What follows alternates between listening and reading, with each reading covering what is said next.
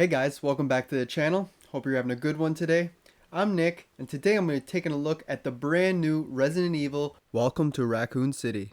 I happened to catch this film in theaters for the very first time since the pandemic.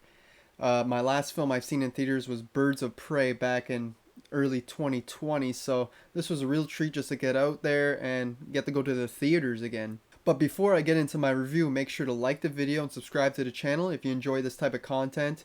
And you can follow me on all my social medias. I'll put links to all those in the description, guys. Now let's get into it. Resident Evil, Welcome to Racoon City. It was released in 2021.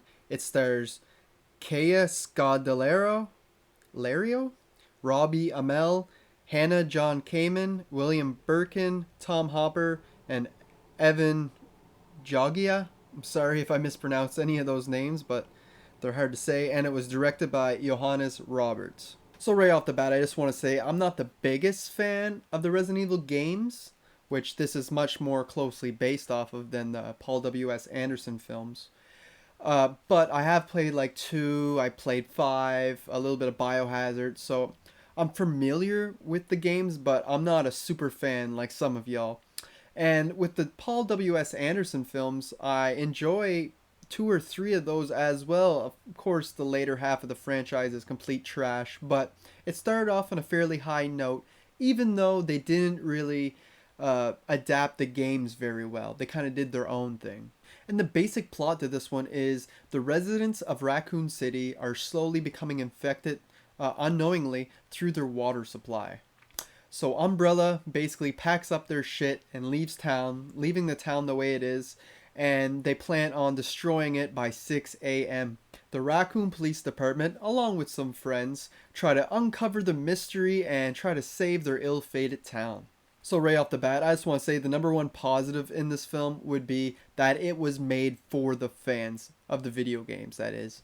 Like, there's so many scenes and callbacks and Easter eggs to the games that 90% of them went over my head because, like I said, I'm not a super fan, but I'm sure the fans of the games will appreciate all the little details they put in there for them. Whether you're talking about the set designs, which they nailed, the police department looks exactly like in the games, from the exterior and the interior. When you got that shot of the front of the building, it looks great, as well as like the desk and the stairway. Everything looks exactly like it did in the games. And the same thing for the mansion. When we're getting shots of the mansion when they're in the helicopter and that, it looks great. And the plot also takes beats from the first and the second game and try to combine them to make this one film. Which there is negatives in that, but for the most part, they managed to capture the feeling that you're playing these games, whether they're at the police department or underground or at the mansion. Plus, we got all the characters from the games in here as well, for the most part. And this film is set in 1998, and I think they really did a really good job at putting you in that time, whether it be with the soundtrack or just some of the dialogue, whether they're talking about like Blockbuster and different things like that. It was just real nice to get all those 90s references in there. A lot like Fear Street did with their 1996 film. And the number one thing that I went into this film hoping for was that they would drop all the slow-mo action Matrix stuff that they were doing with the Paul W.S. Anderson films, especially in the later sequels. And they did. They dropped all that and they brought in the survival horror, which we all wanted. And we basically only got kinda in the first 2 Paul W.S. Anderson films. But this one, you do get the closed corridors and the darkness with like zombies going around and that. It definitely gives you that survival horror feeling, which is great. That's all we really wanted, and they finally got it. And just this whole premise is really cool. Just how the town is slowly becoming infected, and you see some of the residents like losing hair, bleeding from their eyes and that, and they're slowly changing. And when this movie kicks off for us, we're already seeing them starting to transition into the zombie state because they've been infected slowly throughout time. And this kind of reminded me of like the Crazies or something. It kind of gave me those feelings where, you know, the water's tainted and everybody's going crazy. And my last big positive for this film is our main lead, Claire Redfield. I think this actress did an amazing job. I think she's the best written throughout the whole film. You'll see when I start talking about the other characters, they're not written as nearly as well. But she's more developed. We get a little bit of backstory on her and her brother, Chris Redfield. And I just think that she nailed the part. She did way better job than Ali Larter did in the Paul Anderson films. I'll give her that. And she's the clear star of the show. Now moving into the more mixed aspect, and this is where we're going to talk about most of the other characters. We got Jill Valentine in this. I don't think she's used nearly enough. We barely get any screen time with her, even though she's written fairly good. Like she has the same character traits as the female in the video games, but like I said, there's just not enough of her. We barely know anything about her, and she's just in a few scenes here or there, and just doesn't have enough screen time for me. So it really makes her forgettable. And if it wasn't Jill Valentine, nobody would be talking about her. And we kind of get the same problem with Wesker. I feel like he's totally underutilized. He's in the story and they set him up for this big reveal that doesn't exactly land because, like I said, we just don't spend enough time with this character. We don't know enough about him. He's extremely underdeveloped, just like Jill. And it's just a shame that they didn't have time to focus on all their five main leads from the games. Like, these are important characters and I feel like they don't get the treatment they deserve. And also, Wesker was a little confusing to me because he's written like this college frat boy, like his dialogue in that. And I was like, isn't he bad? Like I said, I haven't played the old video games. And throughout the story, he eventually becomes bad, which I guess is exactly what happens in the games. But it's just not as believable here. I don't know why. I think it's just mainly because we don't know enough about him. Next up, we got Chris Redfield. This is Claire's brother. And he has been in this town the whole time. Claire has just came to see him to try to figure out what's going on with the infected and that. And everything just seems to be going over his head. He doesn't realize that the town is going to shit, even though his neighbor is acting all crazy and losing her hair and shit too. You think he would have noticed that? But all that aside, I feel like the first scene we meet him in, he has these cringe-worthy dialogue, and I don't know if it's the dialogue or the actor. I blame more the actor because he just doesn't seem to fit the part. He got the looks, but it's kind of cringe-worthy his acting in this. I say it's only in like the first half. As the movie goes on, he starts to fall into place, and maybe they just filmed his earlier scenes like at the starting of filming, and he wasn't in character quite yet. But he seems off at first. But as the movie progresses, he seems to be getting more into character, and it seems to be making more sense. And he gets one of the coolest scenes in the entire film, probably the coolest in the entire film. It's when he's in the mansion, and the lights go out, and the zombies are all coming at him, and all he has is the flash from his gun when he fires. And it's so cool because he's like turning and just firing in every direction, and you see that flash, and as it's flashing you see like the zombies approaching, and it's so well done. It really gives you that claustrophobic survival video game style, which we all wanted, and I think this is the best scene in the entire film. Now on to Leon. I know this is the character that most people have the most problems with. He would be in the negatives. He's only in mix for me, and I'll explain why. As I was watching this film, and Leon came on screen, and he's such a klutz, an idiot, he's stupid, he's a real rookie. Now, in the games, he's a rookie as well, but he mans up like right away and proves himself. Where in this film, he's just the guy you don't want around because he's going to screw up. He's a screw up, essentially. And they pretty much write him as this idiot, which I can see the fans really getting mad over this because he's supposed to be one of the most badass characters from the games, and you make him this useless twat in this film.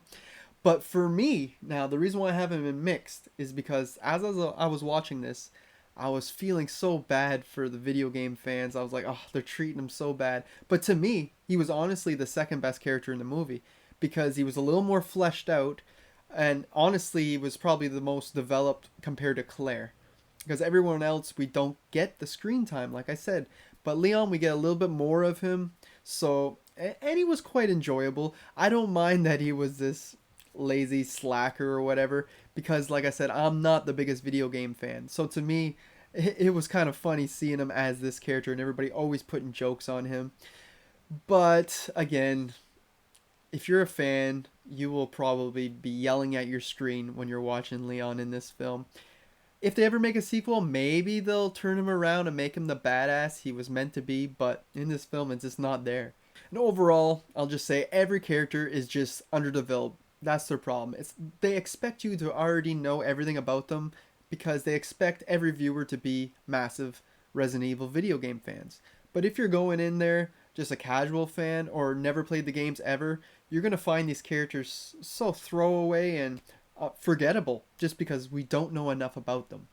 So while it's nice they made this for the fans, at the same time they should have found this balance. In the old Paul Anderson films, they were so far away from the games that I understand why people are mad.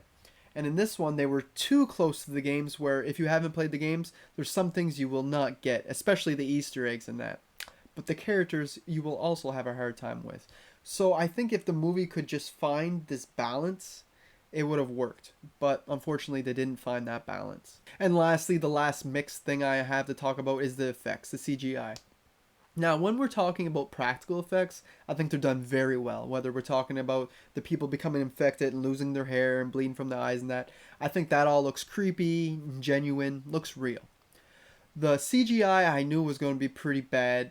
Looking at the trailer, the dog looked awful, and the dog still looks awful in this film. He's probably the worst effects in the film, but at least they keep him in the dark for the most part when it does show the dog, so we don't get the glimpses of the CGI as much. Same with the liquor in this film. The liquor is not bad at all. I think the liquor is probably the best that we've ever seen. In Retribution, it was fairly good too, but in this one, I think the CGI was very cleaned up and it worked. And finally, we got our main monster at the very end, the final boss. His CGI was a little off, I think, just because we've seen so much of him, but still, it wasn't that bad considering the budget for this film. This film doesn't have the budget that all the Anderson films had. Like, those films had like a $50 million budget, $60 million, but they were racking in $300 million. Unfortunately, I don't think we're going to get that kind of revenue from this film, but we can be hopeful for so we can get more sequels, right? And maybe they can fix their problems. Now, getting into the negatives, I'd say the plot is interesting and everything, but once we reach the halfway mark in the movie, it feels like they didn't take their time anymore. The first half is great. We slowly get the mystery, and we're starting to see the infected come out, and everything's building, right?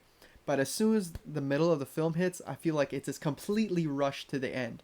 We get a few action scenes, and then bam, we're in the final act, which seems to only last like 5-10 minutes. It goes by like that. And then next thing you know, title card on the screen. And me and my brother both went to see this in theaters. We looked at each other and we're like, that's it? Like, I felt like they took their time with the first half and it worked out great, and then they just completely rushed the second half.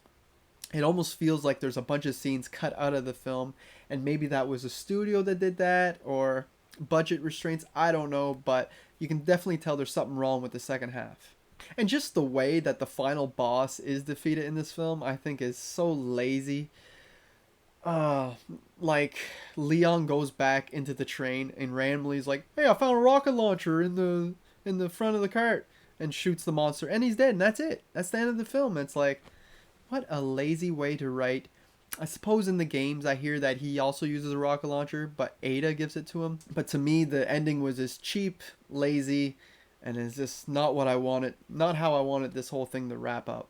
And while it was cool that they mixed stories from the first and the second game together to make this film, I think that was a terrible choice. I think they should have either stuck with the first movie or the first game or the second game, because you can tell that they're trying to put these both in an hour and a half film, and it just doesn't work. You don't have time to tell both these stories. So there's times we're at the police station and I'm just getting into the story there or the scenes there, and then no, we cut to the mansion. You're like, okay, you're following them for a while. Then no, we're cut back to the police station, cut back to the mansion, cut back to the police station, and it feels kind of abrupt and out of nowhere where we're cutting back and forth, and it makes the storytelling messy. Like, they literally had to keep inserting the time on the screen to tell you what time it was at night because it's going to blow up at 6 a.m. the town. but I feel like they had to keep showing you that time because we were getting confused jumping from one place to the other in this film. And to me, it would have been much smarter to just focus on the first game this time, and then, if you do a sequel, do the police station with the second game. And finally, while we do get a much more survival horror type movie, which I'm very glad they did, I don't think they quite nailed the creepiness and the atmosphere of the video games. Like, we still get like dark scenes with zombies, and it should be chilling, but for the most part, we're getting cheap, generic jump scares all the time, almost like The Nun, where it's like, this isn't scary, it's predictable when it's gonna happen, and it's just not the way to do jump scares or to do a chilling atmosphere. Somehow, the games are still way creepier than this film, and it's unfortunate because you can tell they were trying so hard, but they just couldn't quite capture that mood. So while Return to Raccoon City definitely put the franchise in the right direction for their films, I think its messy storyline and undeveloped characters really hurt the film a lot.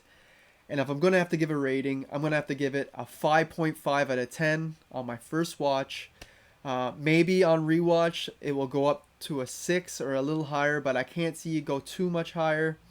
There's just too many problems with the storyline, especially in the second half. And if any of y'all are wondering where I would rank this film in the Resident Evil franchise, I've already ranked all the Paul Anderson films. This one will go in fourth place.